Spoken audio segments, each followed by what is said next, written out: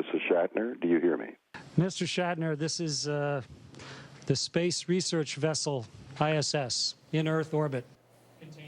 The actor and the astronaut, William Shatner and Chris Hadfield, comparing notes today about life in space. The view that they used to put in for us watching Star Trek of how the world looks out of Sulu and Chekhov's windows there, that's how the world looks. All you have to do is flip yourself upside down, and suddenly the rest of the universe is right there at your feet.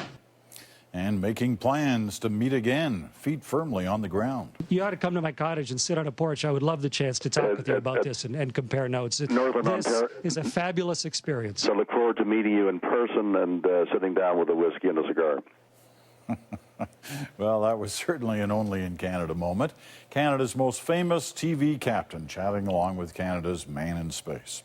As we've been seeing for weeks now, Chris Hadfield has an extraordinarily busy schedule aboard the International Space Station, but he's made time for a project very close to his heart.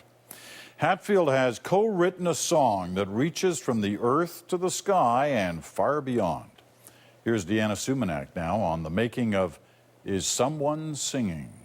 Push back in my seat, look out my window, there goes home.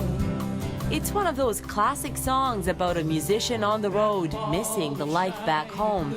Except this time, the musician is Chris Hadfield and the road, space. It all happened because of new technology and a bare-naked lady.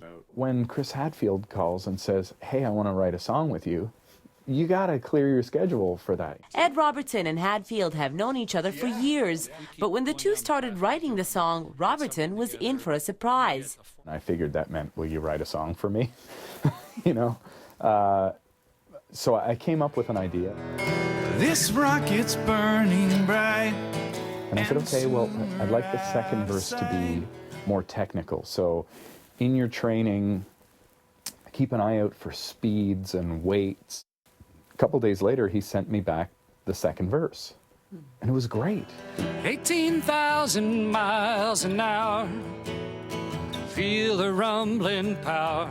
So how do you make music in orbit? The song was written on Earth, but Hadfield recorded his voice and guitar parts at the International Space Station.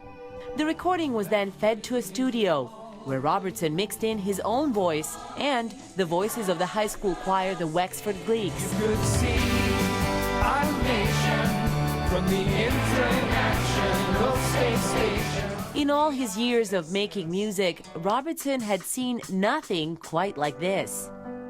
When I started this band, I didn't have a cell phone, and nobody had really heard of the internet, you know, and now I can work with a man who's in space and make a music track together. It's pretty incredible. For Canada's man in space, being a rock musician in space is yet another dream come true. You know why I want to get back soon. Deanna Sumanak, CBC News, Toronto. Well, you got to admit that's pretty neat.